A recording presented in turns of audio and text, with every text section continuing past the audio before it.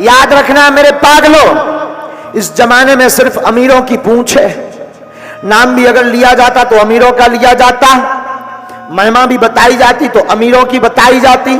इस जमाने में याद रखना, अगर आपके पास धन नहीं है तो यह सबसे बड़ा कष्ट है, सबसे बड़ा श्राप है। मेरे साधु, गरीब का तो सिर्फ परमात्मा होता है। गरीब का सिर्फ भगवान कृष्ण है। गरीब के कृष्ण के अलावा कोई दूजा नहीं है।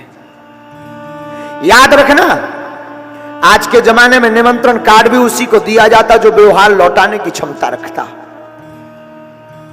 कभी आप अपने मन से विचार करना, यहां पे बहुत से लोग ऐसे बैठे हैं जो कल तक जीरो थे, आज हीरो बन गए हैं। कभी विचार करना, जब तुम्हारी जिंदगी में बुरे दिन थे तो तुम्हारे सगे रिश्तेदार भी अपनी रिश्तेदारी बताने से कतराते थे। आज तुम्हारे पास नाम आ गया, पद आ गया, धन आ गया, तो आज दूर के रिश्तेदार भी अपना करीब का रिश्तेदार बताने लगे होंगे। ये जमाने की रीति है, ये संसार की रीति है। इस जमाने में ऐसा ही होता चला आया है, आदिकाल से चला आ रहा है। जिसका नाम होता है उसके लाखों रिश्ते बन जाते हैं, यहां वहां से उठा पटक करके, फिर इतने दूर दूर के नाते, फिर नाती के, मामा के, पोता के, नाना के, न जाने कौन कौन लगने लगते हैं और बहुत करीब का रिश्ता बताने लगते हैं। याद रखना, इस जमाने में गरीब का सिर्फ कृष्ण है और दूजा ना कोई हुआ है ना हो सकता है। भगवान सिर्फ गरीबों के हैं। अच्छा, भगवान गरीबों के होते भी नहीं तो इन्हें कौन पूजता? कृपा की ना होती जो आदत तुम्हारी, तो सुनी ही रहती अदालत तुम्हारी। ना हम होते मुजरिम, ना तुम होते हाकिम, ना घर घर में होती इबादत तुम्हारी। भगवान दीनों के हैं। याद रखना, इस दुनिया में कोई किसी का नहीं।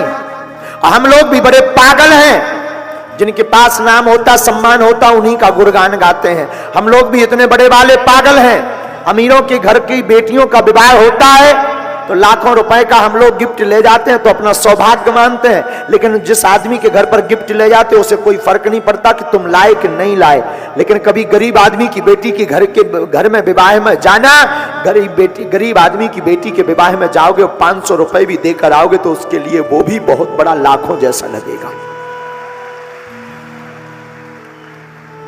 डूबते को तिनके का सहारा काफी होता है। और आज भी भारत में लाखों ऐसे लोग हैं जो भूखे सोते हैं। याद रखना, अगर तुम हमें मानते हो तो मेरी प्रार्थना है, आज की कथा में मुझे एक वचन देकर जाना। तुम कभी अमीरों के निमंत्रण में जाना या ना जाना, बहुत बड़ा आदमी हो उसके घर पर जाना या ना जाना, उसका व्यवहार मनाना या ना मनाना, तुम्हारे आसपास ऐसा कोई रहता हो जिसका कोई ना हो, झोपड़ी का बासी हो, उसका तुम जरूर बनना प्यारे। क्योंकि उनका कोई नहीं होता है। हमने अपनी आंखों से देखा है। हमने तो कथाओं में भी कई बार आकलन किया है कि कथाओं में मंचों पर सिर्फ वही लोग चढ़ते हैं जिनके पास रुपया होता है। कथाओं में भगवान की आरती भी कितनी विचित्र है। कई बार हमें बहुत दुख लगता है कि भगवान भी कितना विचित्र हो, भगवान की आरती भी कितनी विचित्र है। अगर पद हो तो तुम्हें मंच पर आरती मिलेगी, गरीब तो सिर्फ ताली बजाने के काम आता है। वो तो सिर्फ यही देखता है कि वाह, काश हम आज बलवान होते, पद वाले होते, तो हम भी व्यासपीठ के पास में खड़े होकर आरती कर रहे होते। उसके भाग्य में सिर्फ इतना लिखा होता है। बहुत लॉजिकली बात है ये, केवल भागवत की बात नहीं, हर जगह की बात है। चाहे वो राजनीति हो, चाहे वो फंक्शन हो, फंक्शन में भी उसी के स्वागत के लिए लोग दरवाजे पर आते हैं जिसका नाम बड़ा होता है। गरीब तो धक्का खा के कब आया, टेम्पू करके कब धक्का खाकर गया, भूखा गया कि प्यासा गया, किसी को खबर नहीं।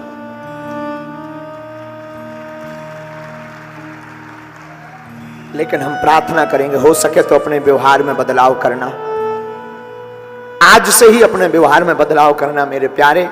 अमीरों को ये नहीं कहते तुम गले मत लगाना, अमीरों को तुम खूब ठाट बाट देना, सोने की रेल का भोजन कराना, और कभी कोई दीनहीन भी आए ना, जिसकी हैसियत 2 रुपए की हो ना, उसको भी अपने बगल में लाकर खड़ा कर देना, वो भी अपने आप को गौरवान्वित महसूस करेगा।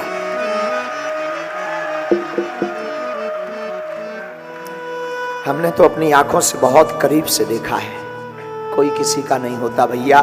जितने भी यहाँ बैठे हैं, याद रखना तुम्हें लगता है कि ये आदमी हमारा हो जाए तो हम चमत्कार हो जाएगा, ऐसा हो जाएगा, वैसा हो जाएगा। याद रखना, जिंदगी में कभी दौड़ नहीं आएगी, तुम्हें खुद चलना पड़ेगा। इस संसार में कोई किसी का नहीं है सिवा अपने। तुम्हें खुद चलना पड़ेगा, तुम्हें खुद बढ़ना पड़ेगा, कामयाबी तुम्हें खुद पानी पड़ेगी, स्वयं पानी पड़ेगी, कोई किसी का नहीं होता। हमने तो बहुत नजदीक से देखी ये सब बातें। बचपन काल में जहां हम रहते थे, आज भी रहते गांव में ही,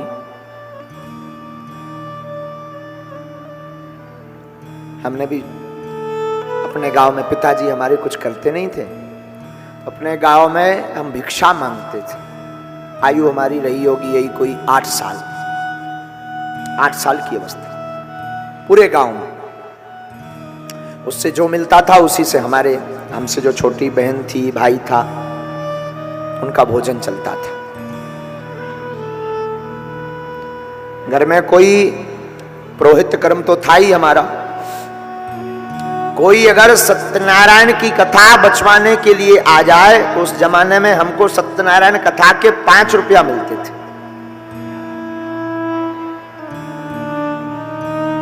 5 रुपए मिलते थे, 5 रुपए में 2 रुपए की चाय पत्ती शक्कर लाते थे। 1.25 रुपए का पहले पार्ले जी बिस्कुट आती थी।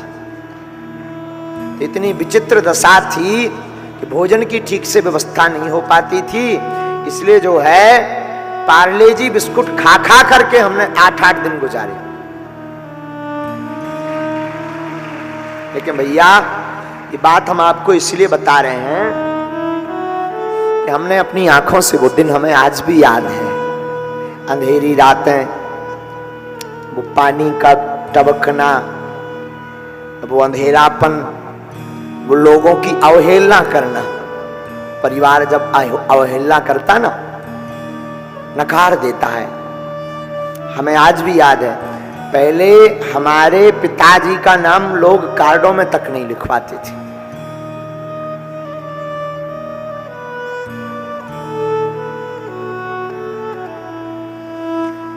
क्यों? क्योंकि उन्हें पता था कि ये गरीब हैं, इनके कपड़े भी ठीक नहीं हैं, ये व्यवहार भी नहीं पटा पाएंगे।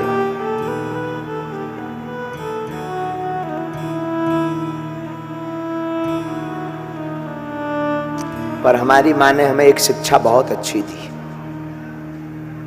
हमारी माँ कहती थी, बेटा हम लोग गरीब जरूर हैं, देखो हमारे साथ हमारी माँ का बहुत आशीर्वाद है आज। हमारी माँ कहती थी, बेटा हम लोग गरीब जरूर हैं, परंतु बेटा जब भी तुम घर से निकलना, मुस्कुराते हुए निकलना। दुनिया को ये पता ना लगे कि हम लोग भूखे हैं। माँ के एक शब्द चोट कर गए थे।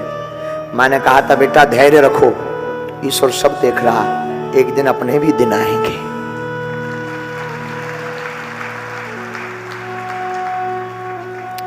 बारिश आती थी ना, जब श्रीमान जी, जब बारिश आती थी ना, हमारे घर पे आफत आती थी।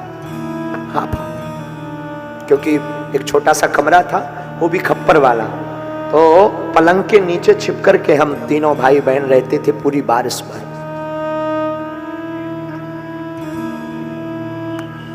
और इतनी अवहेलनाएं सही, इतनी अवहेलनाएं सही, लोग खिल्ली उड़ाते थे। बड़ा पुजारी बना, चंदन लगाते थे तो लोग खिल्ली, बड़ा पुजारी बना, फटे कपड़े पहने घूम रहा है, कुछ नहीं बोलते थे। क्या बोलें, क्या कहें, किसको कहें, शायद भगवान ही हंस रहा।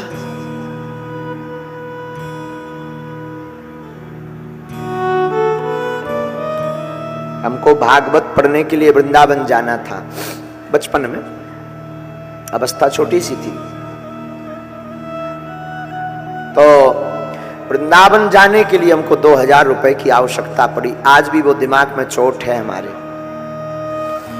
हमको वृंदावन जाने के लिए 50 जगहों पर उधार मांगा, हमको 2000 रुपए उधार नहीं मिले। क्यों? क्योंकि अगर उधार दे देते तो शायद हम चुका नहीं पाते। ये जमाना बड़ा उल्टा है यारो। इस जमाने में उधार भी उसी को दिया जाता जो अमीर हो।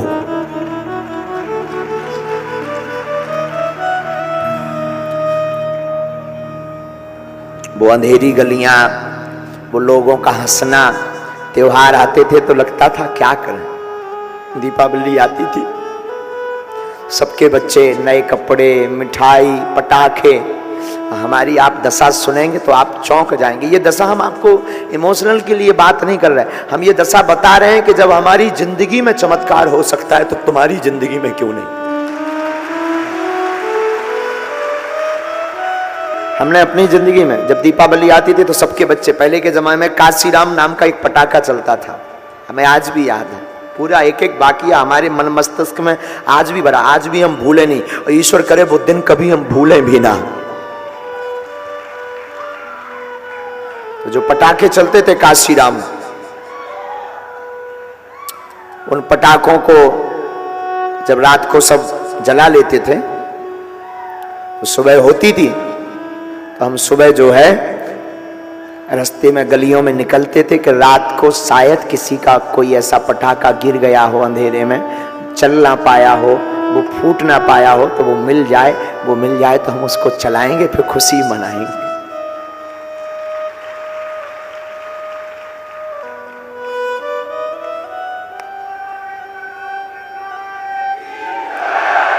चार 500 फूके हुए पटाखे का खोखा देखने के बाद एक आध मिलता था और आकर के हम माँ को बताते थे, माँ हमको डला हुआ पटाखा मिल गया।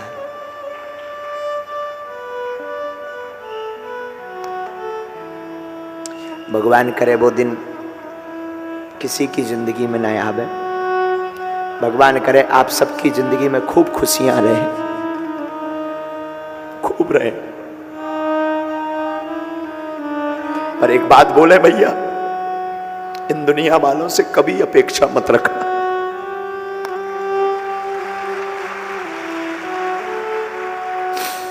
मत रखना। ये दुनिया तुम्हारी अवहेलना के अलावा कुछ नहीं करेगी। तुम्हारी ये दुनिया के पास तुम कुछ भी आशा लेकर जाओगे, तुम्हें सीढ़ी बनाएगी। तुम अपेक्षा रखना तो ईश्वर पर रखना। हमारी जिंदगी का निजी भाव है मेरे प्यारे, हमने अपने बालाजी को नहीं छोड़ा। उसका ऐसा चमत्कार है कि वो दिन है कि आज का दिन।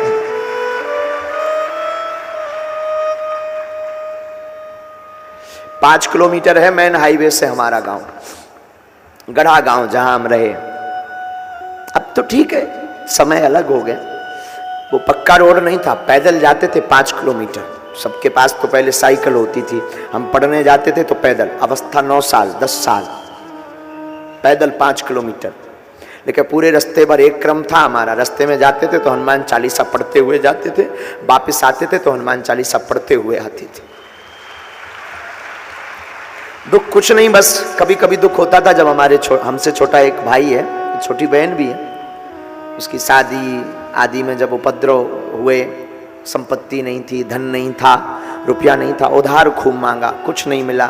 तो हमारे यहाँ पर 2-3 पशुएं थी, पशु उनको बेचा, तब जाकर बहन का विवाह में कुछ व्यवस्था हो पाई। लेकिन उसी दिन हमने प्रण लिया था बालाजी के सामने, बालाजी हमारी जिंदगी में कभी दौड़ आएगी, अगर गुरु ने चाहा तो हम एक दिन ऐसा लाएंगे कि हम भी गरीब बेटियों का विवाह करेंगे।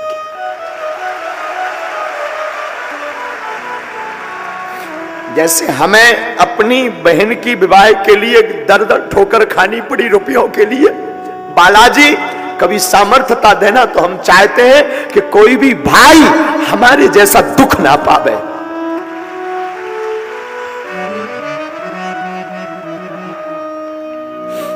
उस वक्त आपको पता होगा, वैसे सर्वविदित है, पूरे जगत को पता है, उस वक्त हमारी मदद एक मुसलमान भाई ने की थी, जो जिनका नाम शेख मुबारक है।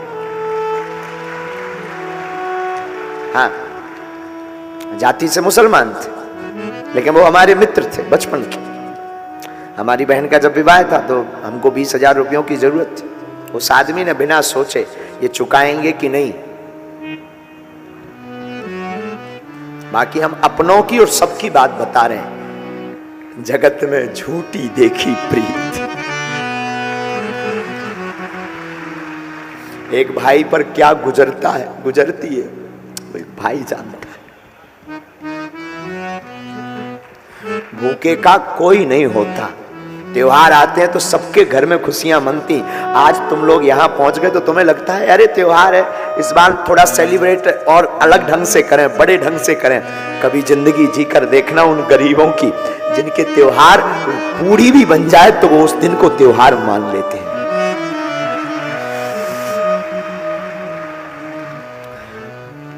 गरीब का सिर्फ परमात्मा होता, सिर्फ ईश्वर। एक पजामा पहनते थे हम, एक पजामा खूब, अब तो कई दिनों से पहना। एक पजामा था हमारे पास, वही धुलकर रात को सूखने डाल देते थे। सर्फ एक्सल निरमा तो हुआ नहीं, सपने में नहीं हमको मिला। उसी को पानी में, सादा पानी में धो करके डाल देते थे सुखाने, सुबह उसी को पहन करके स्कूल जाते थे। तो रोज बच्चे चिढ़ाते थे, रोज रोज एक ही कपड़े पहन के आ जाते हो गरग जी।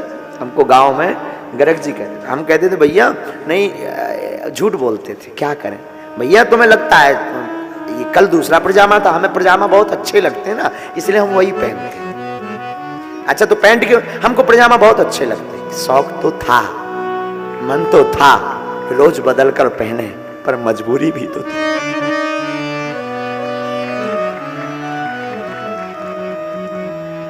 क्या करते,